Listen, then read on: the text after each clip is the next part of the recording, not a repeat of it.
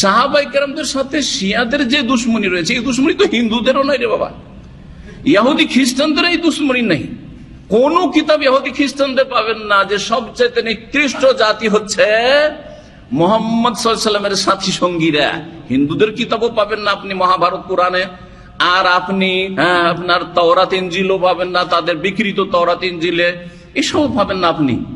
কিন্তু আপনি রাফেজি শিয়াদের ইরানিদের কিতাবে পড়ে দেখেন, জি হ্যাঁ, শাইখুল ইবনে তাইমিয়া রাহিমাহুল্লাহ বলছেন যে ইহুদিদেরকে জিজ্ঞাসা করা হয়েছিল যে সবচাইতে ভালো মানুষ কারা, তখন তারা বলেছে আসহাবু মুসা, মুসার সাথী সঙ্গী সহচরগণ সবচাইতে ভালো মানুষ মুসার পরে। খ্রিস্টানদেরকে জিজ্ঞাসা করা হলো মান খায়রুকুম, তোমাদের মধ্যে সবচাইতে শ্রেষ্ঠ কারা, সবচাইতে ভালো কারা, বলেছে হাওয়ারি ও ঈসা, ঈসা আলাইহিস সালাম হাওয়ারি সহচরগণ। তারপরে তখন এটা হলো ইহুদি খ্রিস্টানদের প্রশ্ন, তাই না? ইহুদিদেরকে জিজ্ঞাসা করে উত্তর বুঝলেন, খ্রিস্টানদের জিজ্ঞাসা করে উত্তর বুঝলেন। রাফেজি শিয়াদেরকে জিজ্ঞাসা করা হইল মান শাররুকুম, তোমাদের মধ্যে সবচেয়ে নিকৃষ্ট খারাপ কারা, বলছে আসহাবু মুহাম্মদ, নাউযুবিল্লাহ, মুহাম্মদ সাল্লাল্লাহু আলাইহি ওয়াসাল্লামের সাথী সঙ্গীরা সবচেয়ে খারাপ, নাউযুবিল্লাহ। কার কাছে? রাফেজি শিয়াদের কাছে। তারা আপনাদের বন্ধু, তাদের সাথে ঐক্য করতে চান, আর তাদের ইনকিলাব আপনাদের জন্য আদর্শ। হ্যাঁ জি, আউযুবিল্লাহ। হে ইসলাম থেকে আল্লাহ যেন হেফাজত করেন। যে ইসলাম আল্লাহর দেওয়া ইসলাম নাই, সে ভ্রান্ত ইসলাম, ইসলামের নামে মানুষের সাথে ধর্ম ব্যবসা করা, ধোঁকাবাজি করা, রাজনীতি করা, এইসব থেকে আল্লাহ যেন হেফাজত করেন। 10 নম্বর অধ্যায় ইমাম বুখারী রাহিমাহুল্লাহ বলছেন বাবুন হাযা বাবুন, এই অধ্যায় হচ্ছে আলামাতুল ঈমান হুব্বুল আনসার, ঈমানের লক্ষণ হচ্ছে আনসারীদেরকে ভালোবাসা। ঈমানের লক্ষণ হচ্ছে আনসারীদেরকে ভালোবাসা। সুতরাং আনসারীদেরকে যারা ভালোবাসে তাদের মধ্যে ঈমানের লক্ষণ আছে, আর যারা আনসারীদেরকে ভালোবাসে না তার মধ্যে ঈমানের লক্ষণ নেই। যখন ঈমানের লক্ষণ নেই তো মুনাফিকের লক্ষণ আছে, যদি ঘৃণা করে, দুশ্মনী রাখে।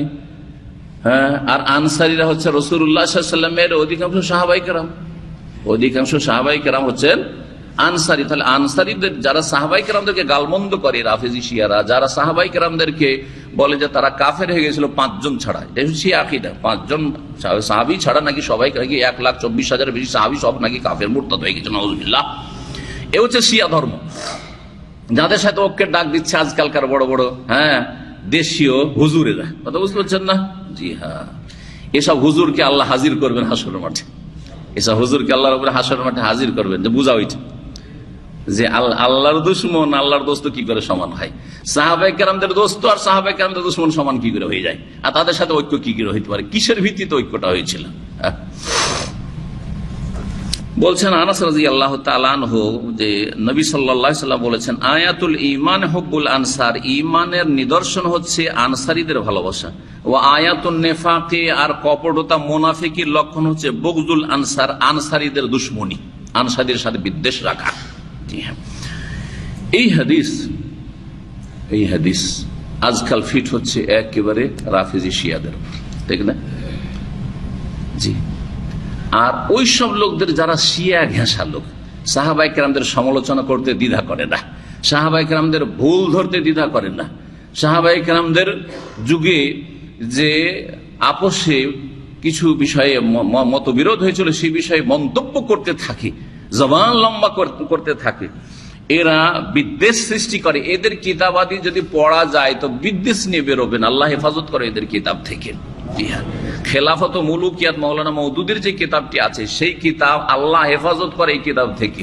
সৌদি আরবের বড় বড় ওলামারা শেখ ইবনে বাজ রাহিমাহুল্লাহ বলেছেন এই কিতাবগুলিকে পুড়িয়ে দেওয়া ফরজ। কারণ কেউ যদি খেলাফত মুলুকিয়াত আমি পড়েছি আমার ছাত্র লাইফে, আল্লাহ হেফাজত করেছেন, কারণ আলহামদুলিল্লাহ জামে সালাফিয়া থেকে পড়েছিলাম, তো আমার সালাফিয়া আকীদা মজবুত হওয়ার কারণে আল্লাহ রক্ষা করেছে। জি। আর তারপরে মদিনা ইউনিভার্সিটি পড়লাম।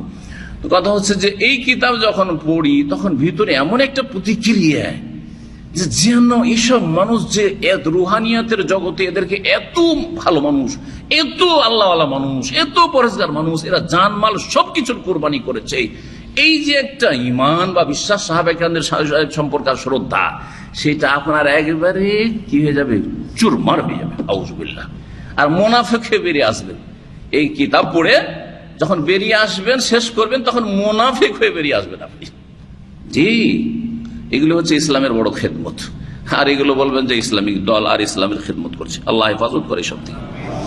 এই নাম কার দেওয়া জানেন? আমাদের দেওয়া নয়, কিন্তু এটা কখনো হয়তো খেয়াল করেন না। আনসার আর মুহাজিরের বৈশিষ্ট্যগত নাম, কিন্তু এই নাম কে দিয়েছেন? স্বয়ং আল্লাহ দিয়েছেন। কত প্রিয় নাম যে আল্লাহ এই নামগুলি দিয়েছেন। আল্লাহ নাম দিয়েছেন। রাদিয়াল্লাহু আনহুম ওয়া রাদু আনহু, আল্লাহ রাজি হয়ে গেছেন ওদের ওপর, আর ওরাও আল্লাহর কাছে এত নিয়ামত পেয়েছে যে তা রাজি হয়ে গেছে। কিন্তু শিয়া রাফেজি ঘাসারা রাজি হইতে পারলো না, এরা নারাজ হয়ে থাকে। দেখলেন, আল্লাহ রাজি হয়ে যাচ্ছে কিন্তু এরা রাজি হইতে পারছেন না। কি গুমরাহি! এর চেয়ে বড় গুমরাহি কি হইতে পারে? জি, এই যে বর্তমান হুসি ইরানের, এরা হচ্ছে সেই দল। জি হ্যাঁ, ঠিক ইরানের মতো। ইরান থেকে ট্রেনিং নিয়ে আসছে এরা, আর এরা সাহাবায়ে কেরামদেরকে গালমন্দ করছে। এমনি যদি কোনো আহলে সুন্নাত সহিহ আকীদার থাকে তার কাছ থেকে জানতে পারবেন, মসজিদের খুতবায় সাহাবায়ে কেরামদেরকে, জুমার খুতবায়, ঈদের খুতবায়, তাদের বক্তব্যে প্রথম কাজ হচ্ছে সাহাবায়ে কেরামদেরকে লানত করা, অভিশাপ করা, জাহান্নামী বলে আখ্যায়িত করা। এই হচ্ছে তাদের ইসলাম। জি,